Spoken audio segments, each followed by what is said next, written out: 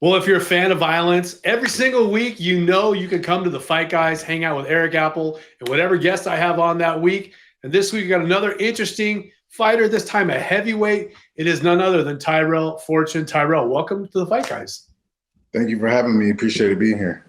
Now, I know some people, a lot of the MMA fans are very familiar with you, but you're a 16-3 heavyweight, very promising career.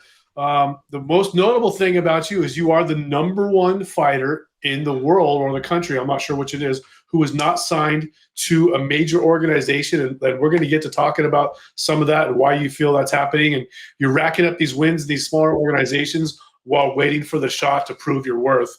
And I know you just had a newborn, correct? Yes, sir. Newborn, new baby boy. 28 days into this 28 world. days. Now, we were just talking off camera, and we can talk about whatever we want here. You were talking about, man, the responsibilities of now you're responsible for another human being's life. And it's funny because I think we're kind of similar where we feel like we're not worried about us. We're impervious. I don't care what happens to me. I'm fine. But now all of a sudden you got a kid and you worry about everything. Every little thing, I mean, I'm trying to plan this guy's future. So then, you look at all angles, all paths, and anything that can interrupt his success and happiness. So I just try to make sure I'm standing in the forefront of it to make sure he's okay. Now, there's a lot of different ways to look at having a family as being when you're a combat sports athlete. I hear both sides. I hear people say, I mean, just last week we had Austin Trout on talking about Canelo. Canelo just had a baby girl. Austin Trout said, I don't care who you are. You just had a little daughter. It's going to make you a little softer. Then I hear other people say, when you have a kid, you have more to fight for, and you're going to try even harder than you ever did before. How do you think this is going to affect you moving forward? I definitely feel like I have a boost of motivation and energy to fight harder and train harder. I mean, but I've always been such a big competitor that I don't feel much change in that sense. It's just more of my personal life. I feel like is changed and more angled towards him and my family, just trying to plan his future or give him the best opportunities. Yeah, of course. I mean, we it's funny. It's like if my kid wants to fight, that's fine. But I don't want my kid to think he has to fight and do like what we did, right? Yeah, no way at all. I want this. If anything, I want him to be a doctor or a scientist, something else. If he'll learn how to fight, I'm gonna teach him how to fight. But I don't want him to rely on that. I don't want him to be gunning for that. One thing that I think is an extremely underrated aspect of combat sports is our home lives. And it doesn't get talked about very much. I mean, you said, you like it that we would have the, traditional or generic questions. I want to ask you, what is your opinion on how important your home life is and how much it affects that upcoming fight? Man, it's extremely important. You got to have that support. You have to have just something that's for me, I like it to be very peaceful and not stressful, and try to just focus on the fight as much as possible, especially when it comes to the week of the fight. Besides that, for me, it's not much of a difference, what's going on in my personal life, as long as it's not basically the week before the fight. But when it gets to that 2 weeks, a week before the fight, I try to really close everything down and really focus in on what's coming up. I mean, I don't think fans at home have any inkling of an idea of how important it is for you to have peace and calm and a stable environment. I mean, you don't cut weight, so I mean, you kind of get off on half of it. But for the rest of us, we're dying trying to make weight. We're exhausted, trying to train 2-3 times a day while making weight. And you want your house to be stability and someone who's going to nurture you and kind of help push you forward instead of nag at you and stuff. And I'm sure all of us have been through kind of both sides of that, right? Oh, when you have a newborn, it is it's completely different. Even last night was probably one of the most difficult nights we had with him, just getting to sleep, and he wouldn't sleep. He was up from 2 a.m. till 6 a.m. And I was getting up. I got up maybe 3 times to try to help, but I'm hey, I need to sleep. Yeah. It's really important for me to try to sleep these next couple of days. And So it's just it's it's cool. My wife is very understanding and supportive, so she understands what I need and stuff. But when she's a new mom too, just like I'm a new dad, so Yeah. she's like, hey, I'm trying to figure this out just as much as you are. Like it's a new path for both of us. So it's exciting and it's draining at the same time to try to just navigate these new waters together. Isn't it funny when you're like trying to figure stuff out? Does it make you think about your own parents and be like, man, my parents were just guessing too, I think. Oh, for sure. I mean, well, for me, my mom, I was the youngest of five, so I think she pretty much had it nailed down at that point. But I mean, I just remember, like for me, we didn't have like an opinion as a kid. Like all these, I feel like kids now in this generation, they have opinions and choices they get to make. I didn't get those as a kid. It wasn't.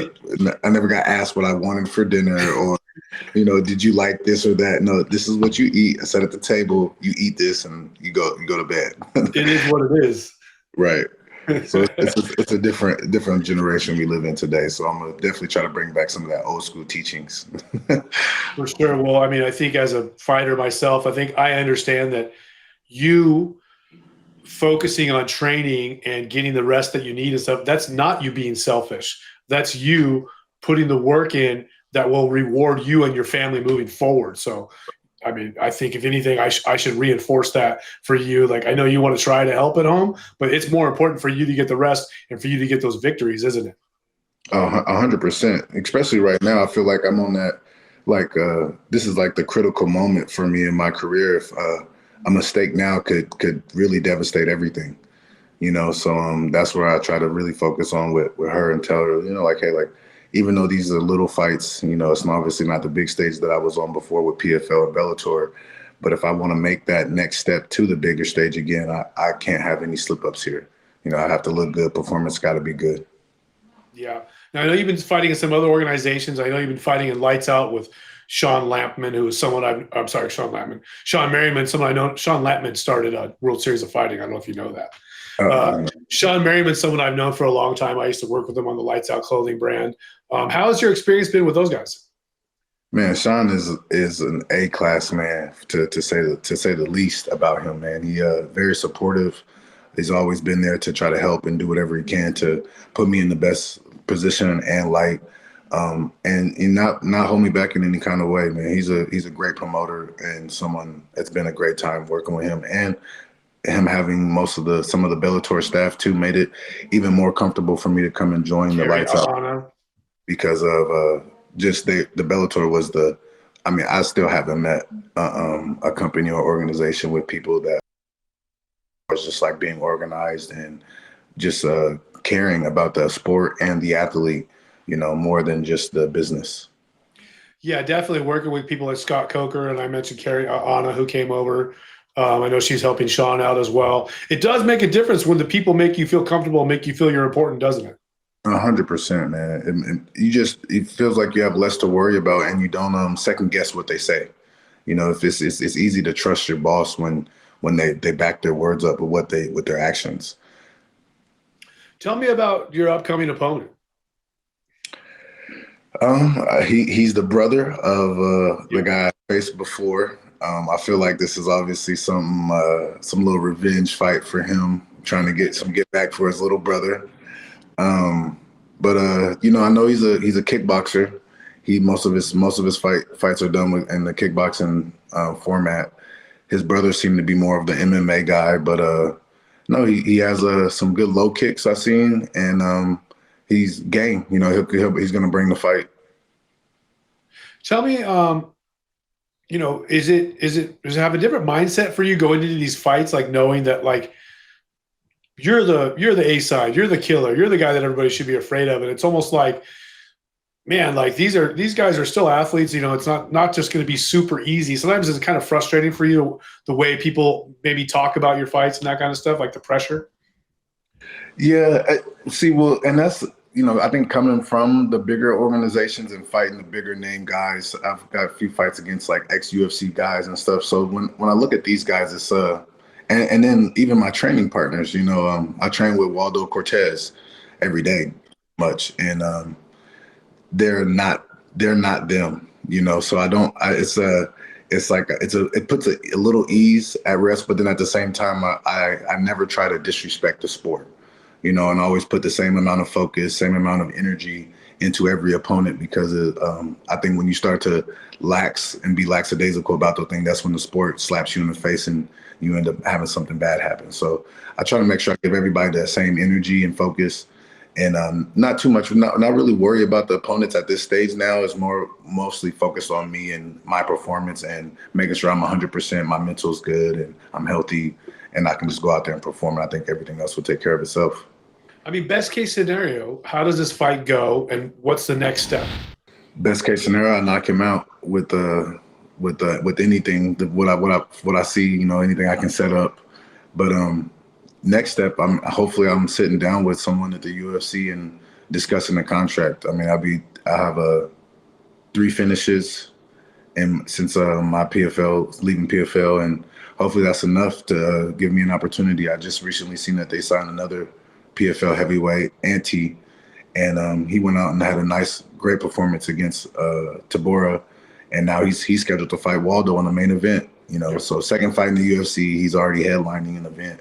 And so things like that motivates me even more to like, okay, they are looking at the ex-PFL guys, and I will hopefully soon get my opportunity to prove what I have. Well, I think I, for one, I'm pulling for you to get this quick finish and move on to that next step, because you, more than anyone, I think, deserve to be there. As far as anyone who's not there, you deserve to be there. So before we get out, is there anything else you want to mention or plug or promote? Just to watch your fight? Yeah, I mean, check out Lights Out Saturday night. We're at Thunder Studios. It'll be an amazing show and performance by yours truly. And again, I want to say rest in peace, Charlie Kirk. Yep. I feel like, still I want to shine light on that again, just because it was a tragic event in this country. I think that somebody getting killed for their freedom of speech and opinion, that's one of the things that make this country great. So I don't think we should, let that just slide off and think you're a good man for mentioning it. Not important, because that's what makes America America. And if we start to shun people or kill people for their differences of opinion, then this is not going to be a great place to be anymore. And his memorial will be Saturday night, which is the same as your fight, correct? Yes, sir. Okay. All right. Well, I'm glad you said it. I know you said it in some other interviews or some other talks. I saw that somewhere yesterday. You said that. I'm glad you said it again here. So I appreciate it, Tyrell Fortune. Thanks for hanging out with the Fight Guys. Good luck this weekend. And listen, when you get signed to the big show, let's come back and talk then. Oh yes, sir. Definitely. Thank you for having me today. All right, guys. Thanks for checking us out on the Fight Guys. Remember, the best comment for this show will get a Fight Guys t-shirt sent to your house, as long as you're in the U.S. Can't do international. Thanks again.